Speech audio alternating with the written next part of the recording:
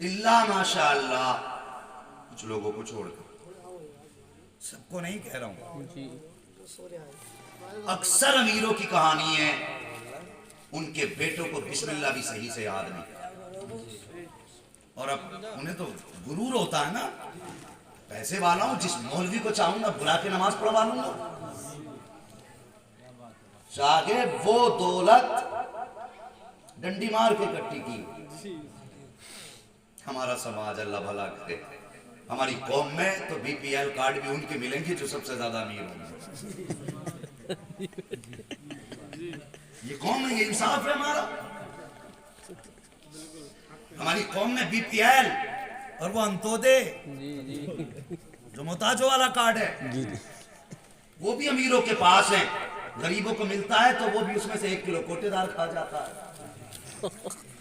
तो भाई, अल्लाह ने अगर तुझे बांटने पर मुकर्रर किया है, मरने की फिक्र कर ले, किसी का हक ना खा, एक दिन मरना है। जो हक गरीब का है वो गरीब को दे दो, जो हक जरूरतमंद का है वो जरूरतमंद को दे दो, जो जिसका हकदार है उसका हक उस तक पहुंचाओ। किसी का हक खा के कोठी बना ले, तेरे बेटे उसमें ऐश करेंगे, तेरे बेटे उसमें मौज करेंगे, लेकिन याद रख, अगर हक खा के किसी का कब्र में आएगा तो चाहे किसी वली को बुला के नमाज पढ़वा लेना, कितने बड़े कुतुब को बुला के नमाज पढ़वा लेना, याद रखना, अगर हक खा के मरेगा तो कब्र में गिराने के बाद अल्लाह इतना रुलाएगा कि बहते बहते आंसू खत्म हो जाएंगे, कब्र में कोई आंसू पोंछने वाला नजर नहीं आएगा।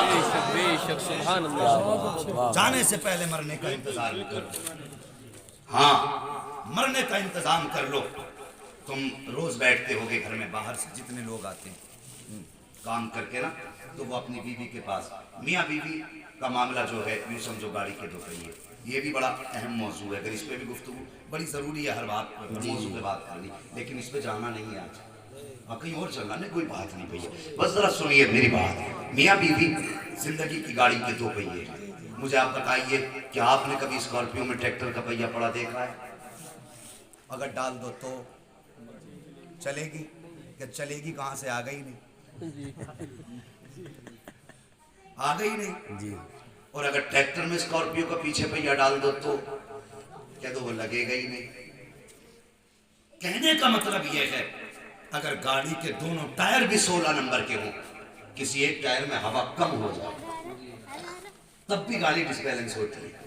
मैंने टायर नहीं बदले, लेकिन हवा किसी में 35 और किसी में 20 है, तब भी गाड़ी डिसबैलेंस होती है। मियाँ बीवी जिंदगी की गाड़ी के 2 पहिए होते हैं। मिजाज बना के रखा करो, अगर तुम आपस में इख्तलाफ करोगे तो नस्लें तबाह हो जाएंगी, नस्लें बर्बाद हो जाएंगी। मियाँ बीवी जिंदगी की गाड़ी के 2 पहिए होते हैं। जो अच्छे और शरीफ लोग हैं, जब शाम को घर वापस आते हैं, बीवी के पास बैठ के बात करते हैं, बताओ दिन कैसा गुजरा है, घर के हालात कैसे रहे, खर्चा कहाँ से किया गया, कितना किया गया, कोई मेहमान तो नहीं आया था, कल मैं फला जगह जाऊंगा, कल के घर के खर्चे का इंतजाम ये है, इतने पैसे तुम्हें रखने हैं, कल बाजार का दिन है तो ये सौदा मंगाना है, मैं तो शाम तक वापस आऊंगा, मेहमान आए तो यहाँ से पैसे ले लेना, किसी को नाश्ता कराना हो तो ये इंतजाम कर देना। जो अच्छे और शरीफ लोग हैं, अपनी बीवी के पास बैठ करके अपने घर को चलाने का इंतजाम एक रात पहले किया करते हैं। मगर एक बात तुमसे हाथ जोड़ के कहना चाहता हूँ, साहिब जिंदगी मौत का कुछ पता नहीं है। किसी ने कहा था, उजाले अपनी यादों के हमारे साथ रहने दो, न जाने किस गली में जिंदगी की शाम हो जाए, जिंदगी हुजूर के प्यार से सजा लो,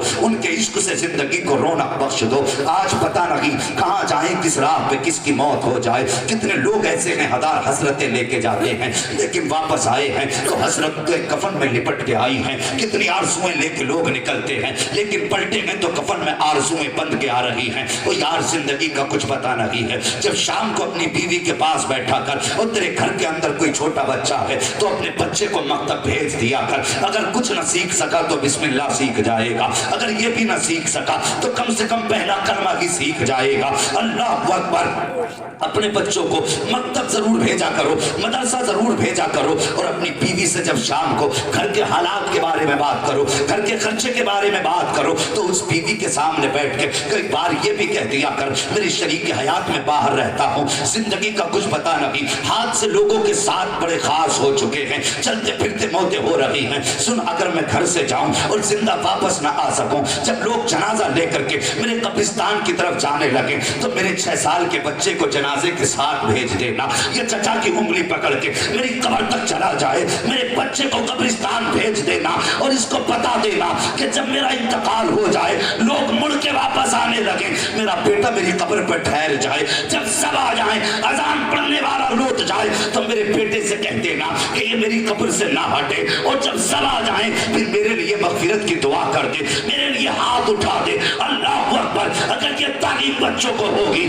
تو 6 سال کا بچہ اگر تیری قبر پہ جا کے کھڑا ہوگا, دنیا دعا کر کے جا چکی ہے, اذان پڑھنے والا اذان پڑھ کے جا چکا ہے, لیکن تیرا 6 سال کا بچہ جب چھوٹے سے ہاتھ اٹھائے گا, آنکھ میں آنسو ہوں گے, رو کے کہے گا مالک تو جانتا ہے اس قبر میں میں نے اپنے باپ کو دفنا دیا ہے, میں نے اس قبر کے اندر اپنے باپ کو چھوڑا ہے, لیکن میرے مالک میں نے تنہا نہیں چھوڑا ہے, تیری رحمتوں کے سہارے چھوڑ دیا ہے, تیری رحمتوں کے سہارے چھوڑ دیا ہے. اگر تیرا بچہ آنکھ میں آنسو بھر کے کہے گا یا اللہ میرے باپ کی مغفرت کر دے, میرا ایمان کہتا ہے آنے والے فرشتے آئیں گے, حساب لینے آئیں گے, رب فرمائے گا واپس لوٹ جاؤ, حساب کی ضرورت نہیں ہے. فرشتے کہیں گے مالک حساب کیوں نہ لے, رب فرمائے گا تم تو زمین کے اندر کا دیکھ رہے ہو, میں اوپر کا بھی دیکھ رہا ہوں, تمہیں کیا پتا قبر کے اوپر بچے کا باپ کا اس باپ کا بیٹا کھڑا ہے, اس نے چھوٹے چھوٹے ہاتھ اٹھائے ہیں, بسم اللہ شریف پڑھی ہے,